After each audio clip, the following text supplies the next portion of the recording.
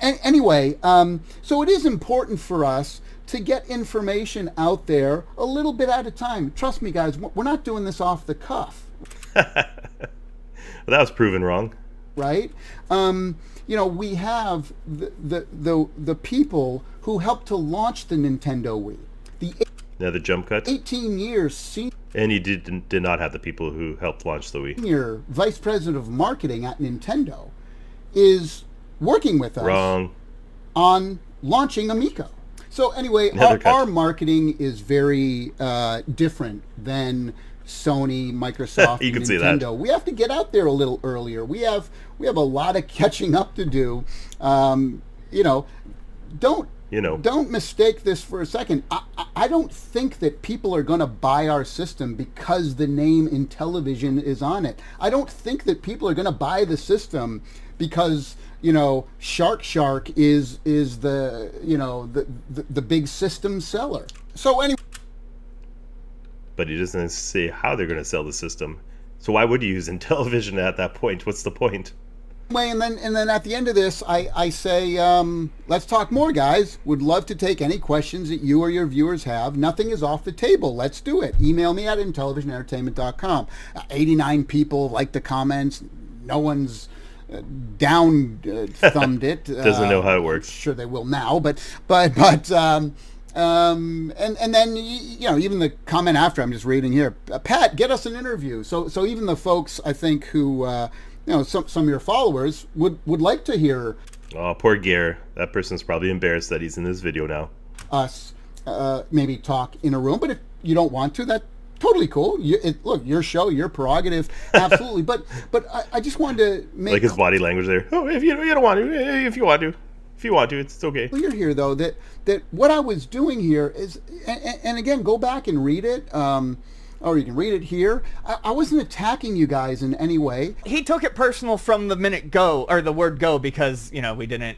Yep. We had doubts. I wasn't disagreeing with your. The fact he's making this video, a 50-minute video, which clearly took him a full day to make because you see so many jump cuts, and I think if you watch the video, the lighting in the background gets darker, and he had to dig into a bunch of videos to make this one, like a bunch of Pat and Ian videos.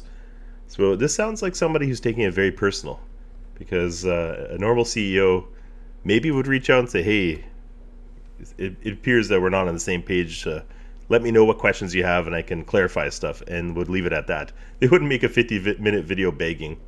Assessment in any way. I know we have a big uphill battle. I know that, right? But we have such a great team of people, a lot of people who are working really, really hard to climb that hill. As per the SEC documents, that appeared to be a lie. A lot of guys were only working half an hour per week, it said. So yeah, when stuff like this kind of comes out, and look, guys, we're the big underdog, right? Oh, the Rocky story. I know that the industry's been burned in the past. We all have open wounds.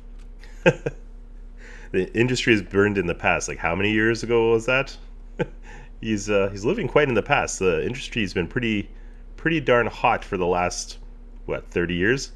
Right, from things like Ouya and the Chameleon. Going back farther, things like 3DO.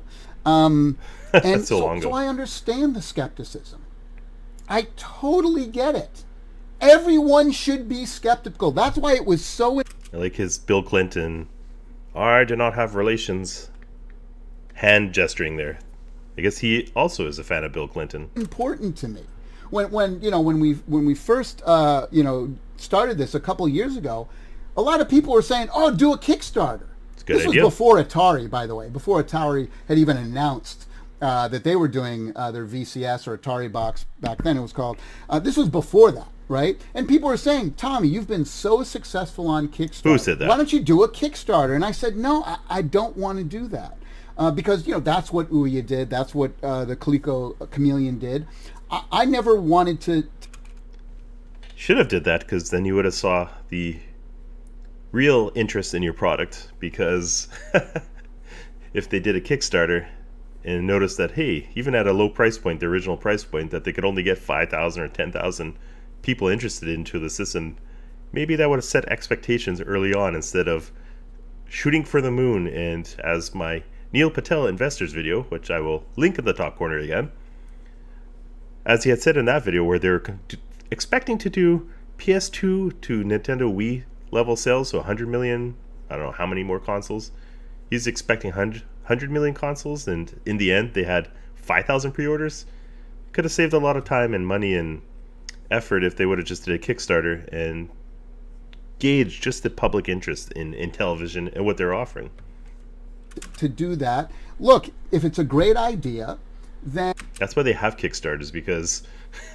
sorry, I want to keep ranting on that, but his idea, his ego, I guess, or him living in a bubble thinking, well, this is a great idea because Tommy Tallarico thinks that's a great idea, will easily sell millions of consoles because he thinks it's a great idea. The guy doesn't have self-awareness to realize that, hey, maybe I don't know everything, and maybe this, crowdfunding could, help indicate if my idea is a popular one or not. And I'm not too well versed in the previous Intellivision Kickstarters for those. I think they did remastered games, or were wanting to do that on is either Indiegogo or Kickstarter. And all I remember reading about it was just how that they couldn't meet their goals because there's such a low interest in old Intellivision properties. So, and it's going to take a lot. Unless this was a scam all along, and that's why he didn't want Kickstarter from the start. But that could be a theory. I don't know if it's true or not. Money, to real money, not a couple million, but tens of millions of dollars. Then the way to properly do this is to, present the idea to investment bankers and analysts and venture capitalists and all sorts of people like that, and see if they feel this is a great idea. And okay. Not an expert. I could be totally wrong, so write in the comments if I'm wrong, but investment bankers and all the people he's listing there, venture capitalists, would have a better idea if this idea was a good idea or a bad idea compared to putting it to a Kickstarter where the customers will determine if it's a good or a bad idea. I don't understand the logic of that. To me, it doesn't make sense at all. To me, I would think I'd rather have the opinion of actual customers than one person with lots of money who's just buying his shtick. Look where the market is and what's available right now. I mean, everything, guys, is planned out. We're not doing this by the seat of our pants. That turned out to be wrong. This has been planned for years, and I don't believe those other things were. I'm sorry for interrupting so frequently, but it's funny because I've watched this video. And he says things have been planned out for years. But later on in this video, he talks about how he wants Pat and Ian and everyone else to talk to him to give him input so he can use that input in making the changes on the controller, on the changes on the hardware.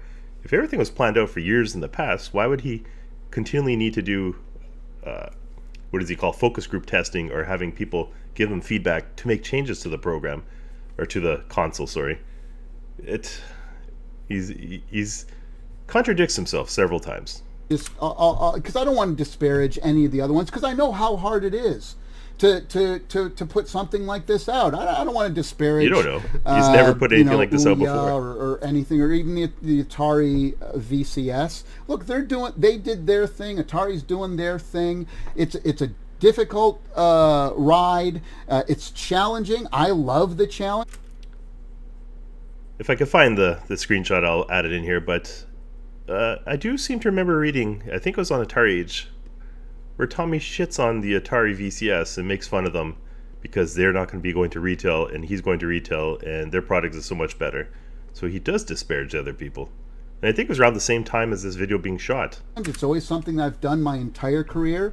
Everything I've done in my career, people have told me that I'm crazy and I'm nuts and I'll never be able to do it and this and that. Okay, so Rocky. This is something I'm used to for 30 years of my entire career. Actually, I'll go farther than that and say my entire life. I'm not very tall. Pat's met me in the short jokes again. Person, I think I'm like 5'5" maybe with sneakers on, and so I've lived my whole life with being, a person with small man syndrome, where you have to be loud and obnoxious just to get people's attention? Is that what he's hinting at? And I'm not trying to be a victim here. No, not at all. Do not feel sorry for me. I'm not a victim. Don't worry, we don't feel sorry for you at all. But you know, You forgot to say since childhood he's been privileged and comes from a family with money, and has had a lot of things go his way. growing up short your entire life, you kind of always have to like make the most noise and be the most aggressive and have the best ideas and be quicker and louder than everyone else. So like a yappy chihuahua. I welcome my Napoleon complex. I embrace it, and I hope I wouldn't be the person I was today if not for all of the negative things and the negativity in my career over the years. I wouldn't be who I was today if I didn't have that kind of stuff. Kind of fuels me. It really does. I will agree that what he's saying there, because his upbringing, his small man complex or whatever you call it, and his insecurities, massive insecurities, does shape the human he is today. Because it showed throughout those 2 years or 3 years that he had a thin skin, or has a thin skin, and can't handle criticism, just like Pat Ian said in the video. And had he had a bit of a thick skin and some professionalism, and there could be a whole lot more. I'm not expert at this, but maybe if he wasn't spoiled his whole life and people had actually said no to him and stood up to him, things could be different. They would have maybe a different system, better PR. They wouldn't have so much. People say they keep taking L's, like losses. There could have been some small victories along the way had he had a more humble upbringing. And I think I mentioned that to Ian in one of his Twitter responses to me is that and again I was trying to communicate there that I don't mind criticism at all. Jesus Christ, Tommy, come on. You don't mind criticism at all. What? Look how many times you flipped out when somebody would, even a smallest YouTuber or a nobody, would post something either on a Reddit or YouTube, Twitter. How many times did this guy, within minutes or an hour, instantly respond on Atari Age, either crapping on that person and belittling them, or denying what they're saying is correct and flipping out, or else making response videos. This guy is probably the worst. Well, there's some people, you know, who are very sensitive, and so he's not the only one, like the only person who has the complex. What do you call it? The insecure complex, where if somebody, say, laughs at them because they start crying because a girl called them a name, or other people like that, like Tommy, same thing. He starts crying because somebody insulted his console. They instantly respond with like 10 videos just because they're just not emotionally developed yet, so they can't handle it. So their body, they can't understand, hey, somebody might not agree with me, or else, hey, I said something and other people are laughing, and maybe I should have, I can be self-aware that, oh, why they are laughing at me. Tommy doesn't have this like gene inside his body, so anytime anyone does anything, he lashed out instantly. So that's a hilarious comment. I welcome it because it fuels me to do better. Worse. And that's all that I've been trying to do with you guys here. And sorry for stopping so much, but this is a history since many, many, many years ago. Like I didn't follow him along since like early 2000s, but people were posting message forums from 2002, 2004, 2005 when he was on G4 TV or with Victor Lucas on Electric Playground, where somebody would call him out for being either just annoying or else his review scores being terrible, and he would just go online. You could tell he would go online searching his own name and just flip out at people who had any criticisms. So this is nothing new. He's been doing this all along. Here, and you took that as me attacking you and that I didn't agree with you. All I'm trying to do, guys, is set the record straight. If you say the console's $250 to $300 and it's not, then I think I have a right to state on Twitter, hey guys, just to correct the record, it's this or that. Or hey guys, you said this. He has the right, but as a CEO of a company dealing with the public, you should not be doing that. That's incorrect behavior from a CEO. And it's actually this. That's all I've been doing.